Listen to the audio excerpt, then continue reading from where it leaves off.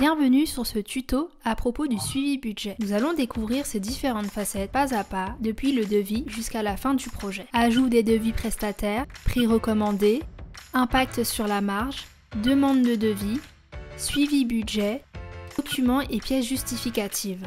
Commençons par le début. Dans un devis, vous ajoutez comme d'habitude des produits pour constituer votre offre commerciale pour le client. Selon le produit et son prix d'achat enregistré sur sa fiche, vous avez une marge calculée par défaut, selon le prix de vente et la quantité vendue. Certains produits sont génériques car cela est très variable selon la prestation à réaliser ou dépend du prestataire extérieur. Nous conseillons d'avoir plusieurs produits génériques autant qu'il faut à des fins de statistiques, de suivi et d'extraction comptable. L'emploi du staff est différent de la location de mobilier ou de la sous-traitance à un traiteur. Pour calculer votre prix d'achat théorique et estimer votre prix de vente, nous allons dans l'onglet de budget via l'icône $. Nous voyons à droite le prix d'achat par défaut, lorsqu'il y en a un. Les produits dits génériques sont normalement sans prix d'achat. Dans Digifactory, nous considérons deux types de prestations. La prestation simple avec un devis fournisseur qui entraînera une facture, le cas classique, et les prestations de staff externe qui sont plus complexes dues aux différentes formes que peuvent prendre leur rémunération. Ajout des devis prestataires. Dans le cas d'une prestation simple, il faut enregistrer le fournisseur, qu'il soit déjà référencé ou non, et les informations essentielles du devis. La référence du devis, le prix. La ligne de budget est maintenant ajoutée en face du produit de l'offre commerciale. Passons à un exemple d'ajout de prestation pour du staff. L'ensemble des informations est optionnel car cela dépend de la prestation, de l'anticipation possible de quel prestataire réalisera le travail. Les différents types sont là pour différencier la façon de définir le coût. Un coût interne, un prestataire externe ou du staff à contractualiser.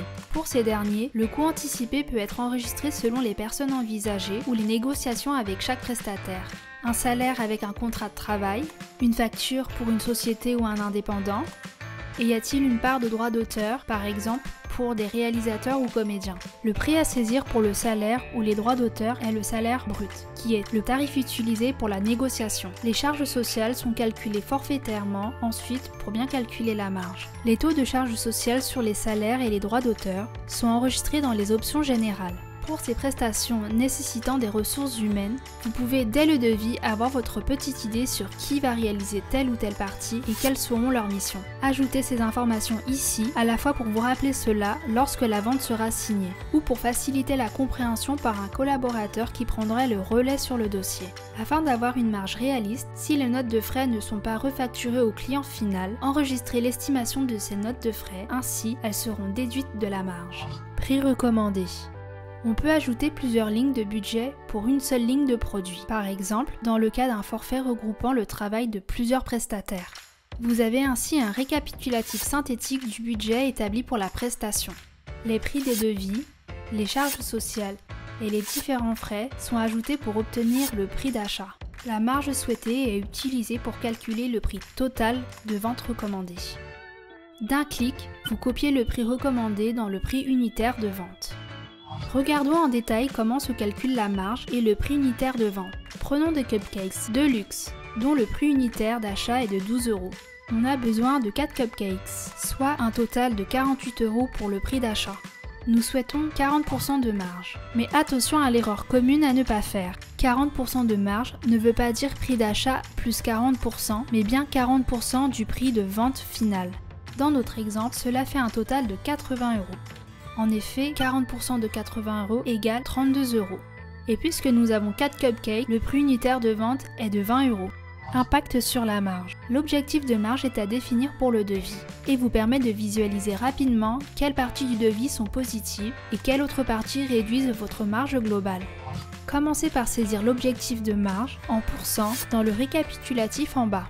La colonne de marge affiche maintenant un marqueur de couleur sur chaque ligne et sous totaux, pour identifier les lignes ayant atteint l'objectif, celles proches et celles en dessous de l'objectif. Demande de devis. La définition du budget peut s'arrêter là, à condition d'avoir déjà les devis des fournisseurs, et de savoir aussi quel est le meilleur fournisseur pour chaque prestation. Avant d'enregistrer le bon fournisseur et le bon prix, il faut définir la prestation et comparer les offres de différents fournisseurs. Donc, nous avons ajouté à Digifactory un processus pour demander des devis et suivre leur état. Prenons l'exemple de la décoration. Demandons des devis aux fournisseurs. Tout d'abord, on définit la demande, voire on joint le cahier des charges. La demande va être envoyée par mail, donc écrivez la demande comme un email. Puis, ajoutez les fournisseurs à consulter. Ceux-ci peuvent être des fournisseurs déjà enregistrés, mais aussi de nouveaux, inconnus, dont on va simplement donner le nom et l'email à utiliser. Vous verrez ensuite, en cas d'affaire conclue avec votre client, à référencer proprement ce nouveau fournisseur. Envoyez la demande à chaque fournisseur potentiel et attendez leur réponse, que l'on espère rapide. Pour conserver l'historique et partager l'information avec vos collaborateurs, saisissez les réponses et devis en pièces jointes. Après le temps d'analyse des offres, de discussion et de négociation, marquez le statut de chaque offre refusée ou sélectionnée. L'offre sélectionnée crée automatiquement la ligne de budget dans le devis correspondant. Suivi du budget.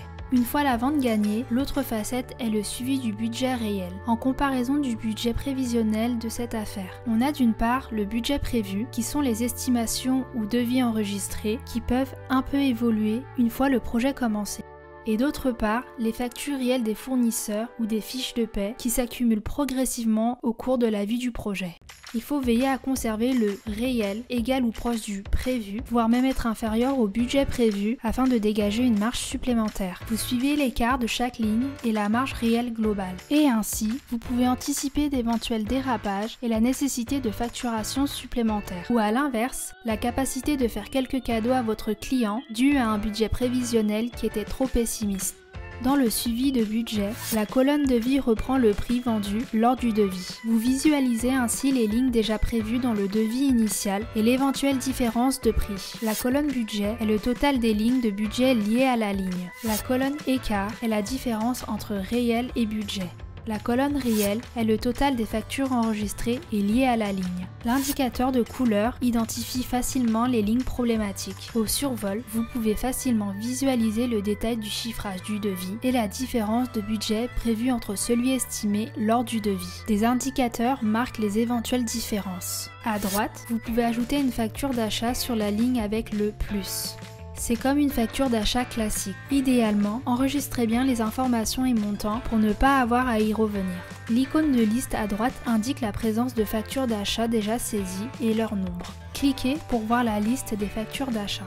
Le i donne accès à un panel détaillé avec toutes les informations à propos de la ligne. Marge totale, budget prévu de la vente, facture réelle, prix du devis, budget prévu du devis, documents et pièces justificatives.